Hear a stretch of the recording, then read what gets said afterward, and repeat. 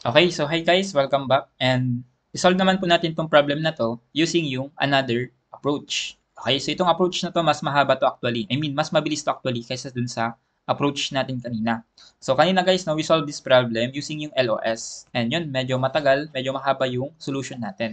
Kasi aside sa mahaba talaga siya ay trinay din natin i-discuss yung ibang concepts na magagamit natin, no? Hindi lang dito sa 3D problems as well as sa mga statics problems.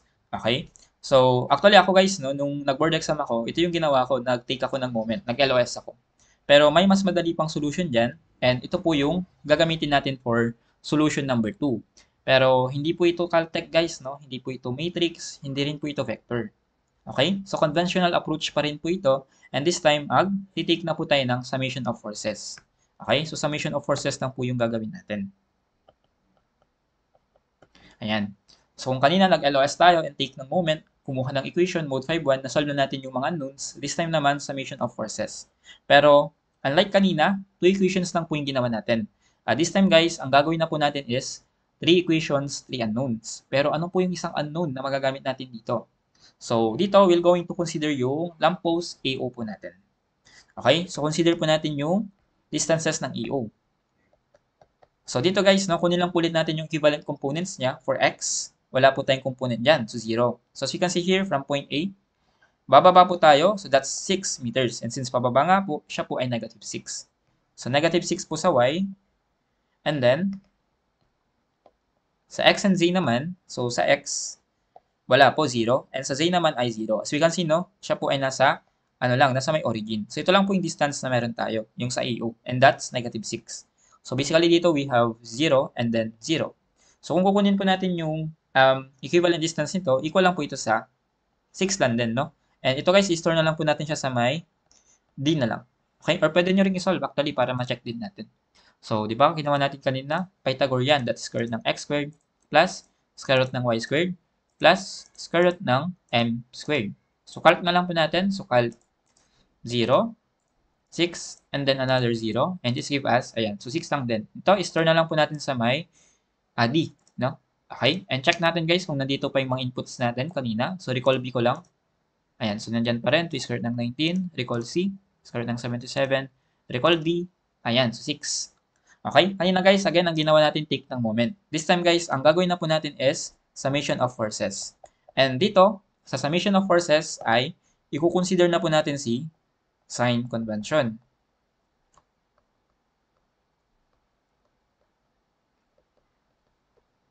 Ayan.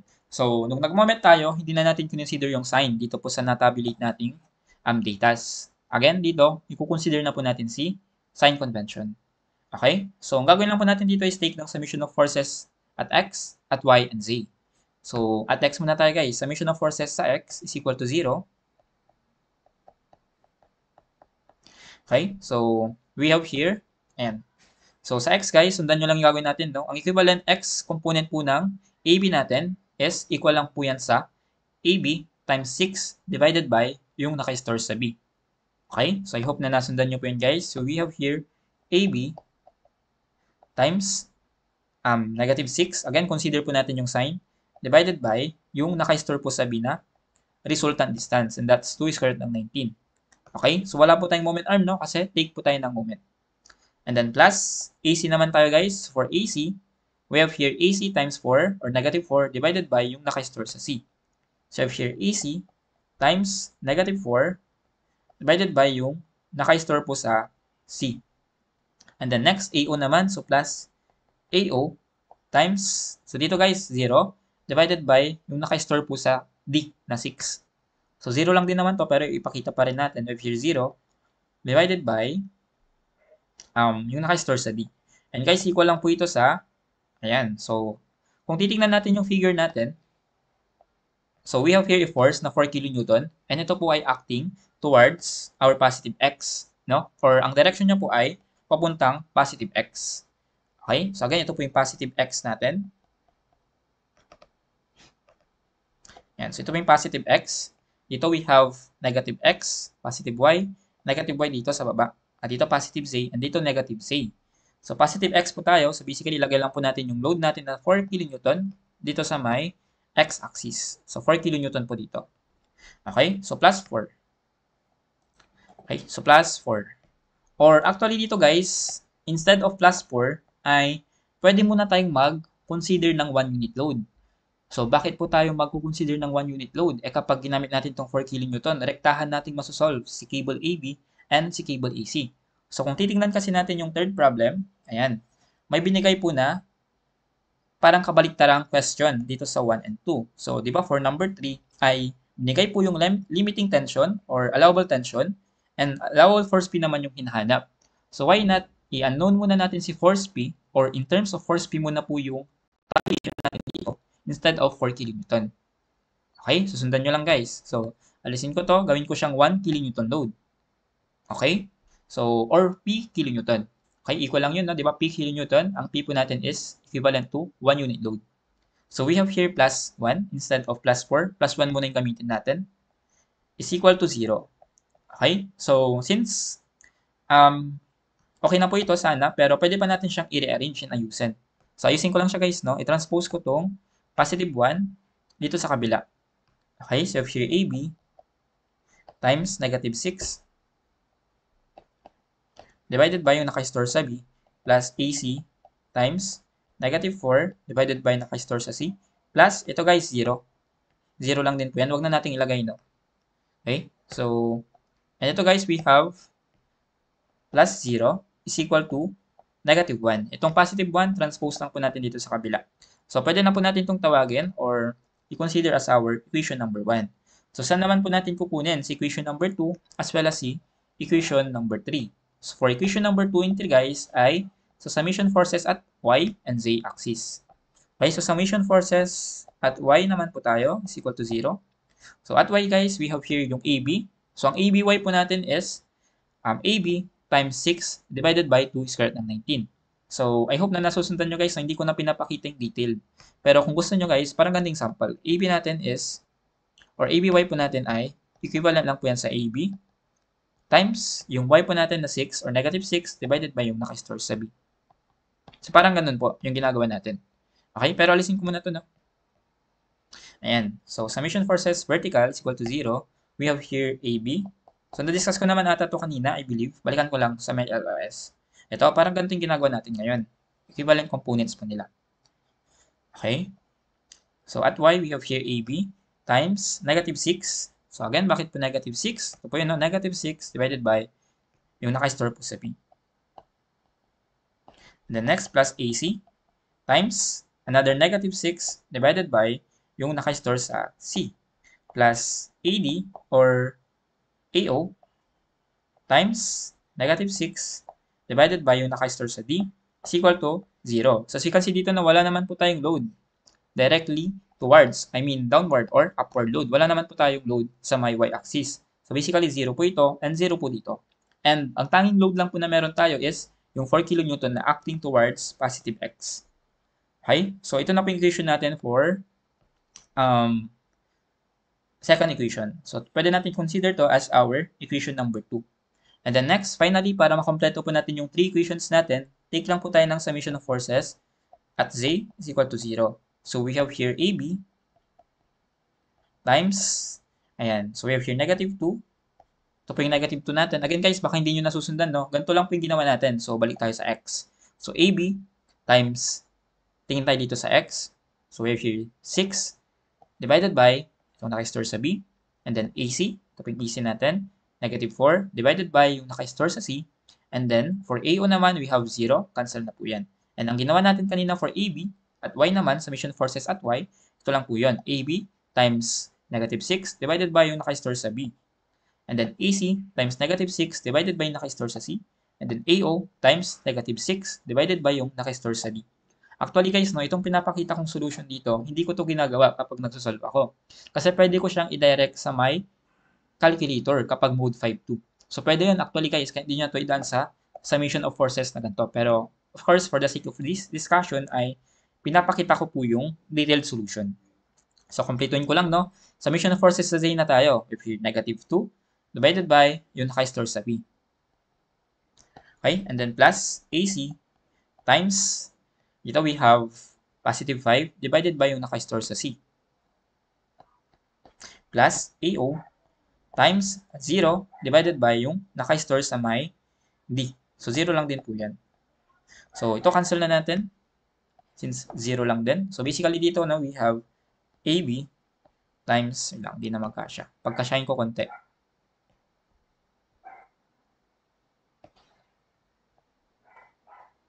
Okay, so here AB times negative 2 divided by yung naka-store sa B plus AC times 5 divided by naka-store sa C plus 0 is equal to 0. So, ito na po yung third equation natin this time. Ayan. So, mayroon na tayong 3 equations and take note guys, no, na itong masasolve natin dito once we use mode 5.2 or yung 3 equations, 3 unknowns ay hindi pa po yun yung mismong sagot. Kasi again, naka in terms of 1 unit load pa lang po tayo. Okay? So, itong 1 kN dito, this denotes na nag 1 unit load po tayo na analysis.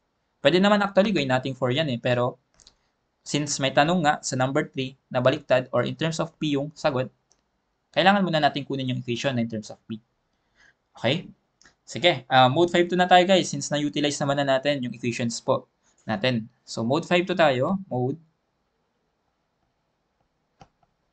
5.2.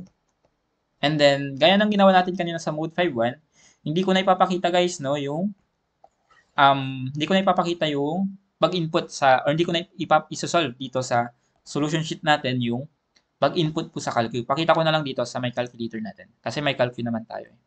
Okay, so mode 5.2 tayo. Again, 3 equations, 3 unknowns. No? Sulat ko lang. 3 equations, 3 unknowns.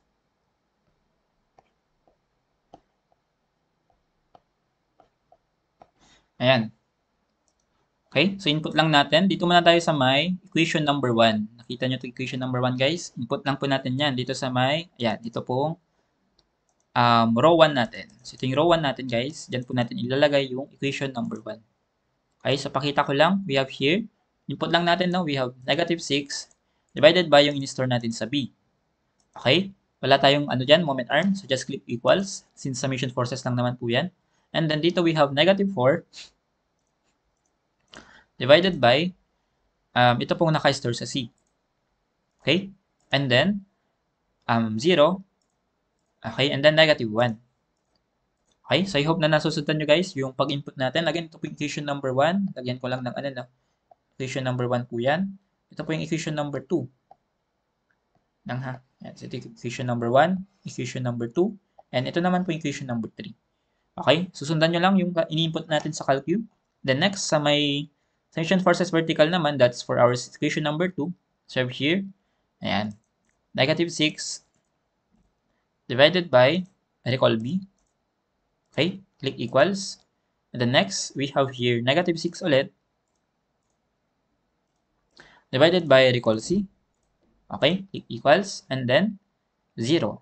Okay? Hindi, meron pala, no? Negative 6 divided by recall D. And then, lastly, 0. Okay?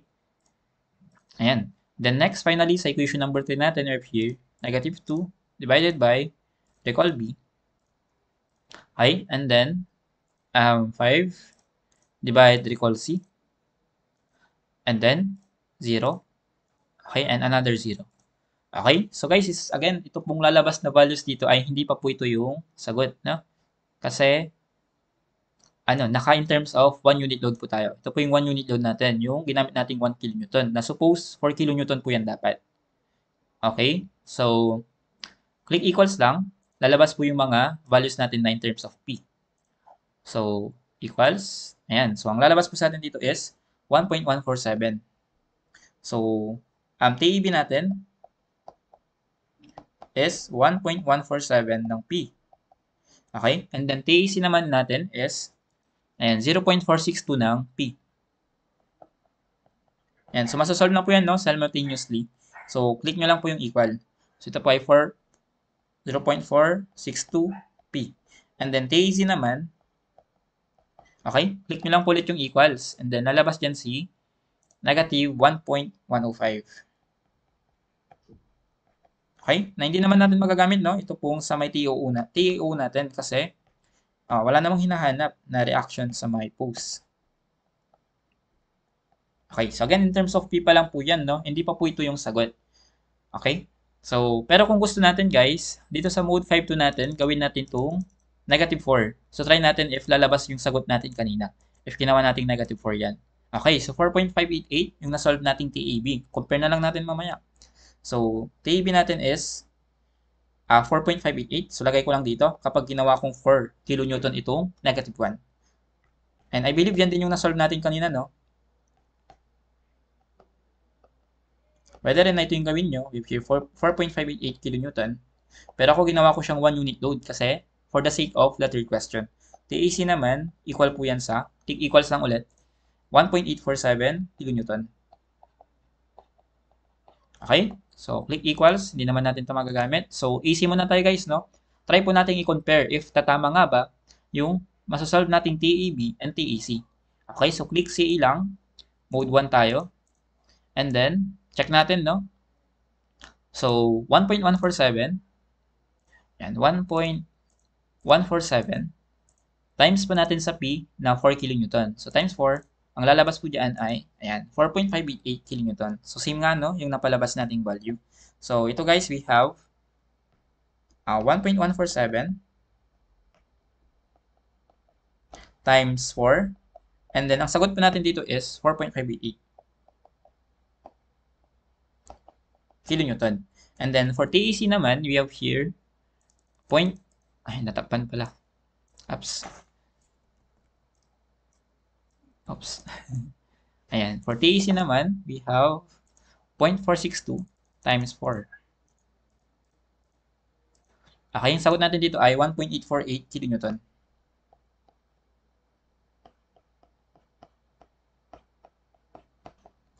And 1.848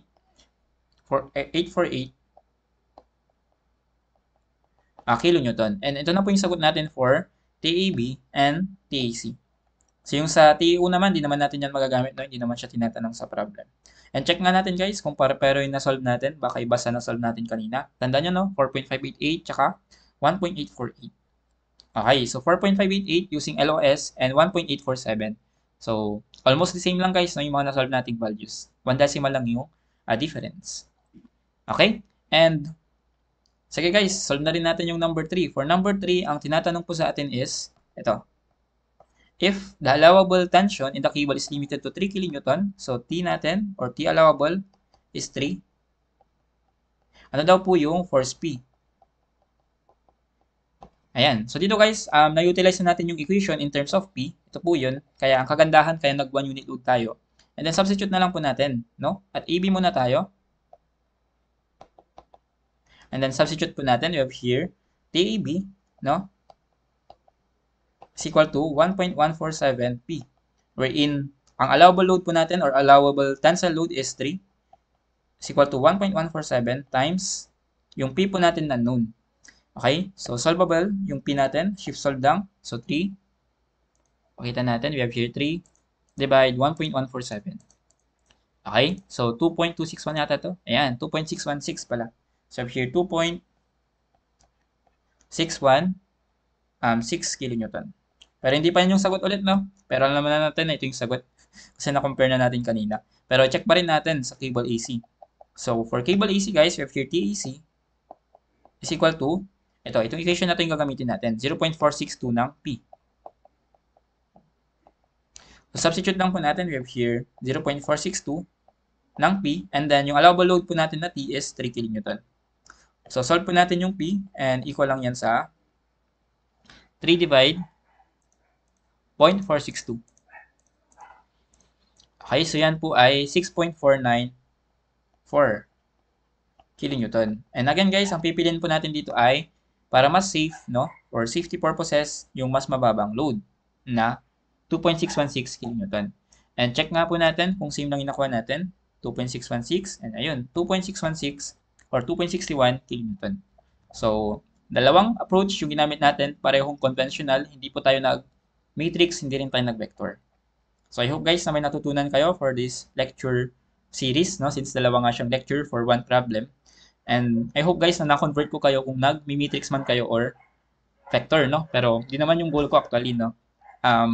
Okay lang naman if doon kayo nasanay, pwede nyo pa rin yung gamitin. Okay, so yun lang guys. And again, thank you for watching and Ayan, pa-subscribe na din pala, no? Kasi ito yung first ever video ko dito sa YouTube. I hope na magustuhan niyo yung mga videos natin and siguro kapag sipagin, mag-upload pa ako ng ibang lumabas noong November 2025. Okay, so bye guys and thank you for watching.